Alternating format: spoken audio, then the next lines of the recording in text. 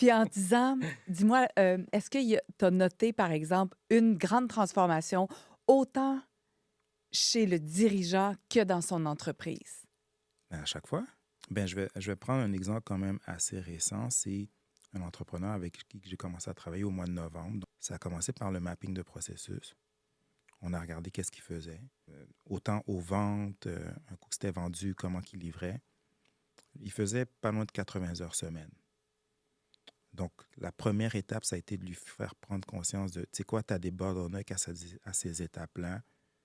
Peut-être qu'il devrait avoir plus d'employés ou plus de moyens, plus d'outils, plus de technologies dans ces trois ou quatre étapes-là. Parfait.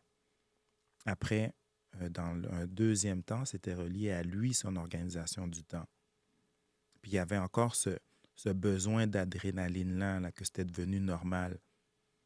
Je fait réaliser que non, c'est pas normal. Fait que là, tu commences à faire des choses pour toi, que tu bloques du temps pour toi, etc., etc. Fait que ça a été quand même, ça n'a pas été aussi évident, ça a été une super transition. Il y a quoi, à peu près un mois, il m'a envoyé une impression d'écran de son agenda.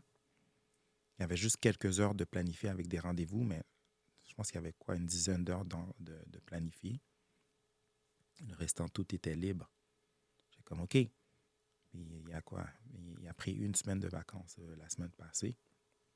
Puis déjà, on a vu un gros, gros, gros impact. Donc, moi, c'est aussi simple que ça. Tu sais, les gens, ils pensent que je suis juste... It's all about technology, puis les processus, puis on va faire de l'automatisation, puis tout ça. Mais c'est beaucoup plus simple que ça, là.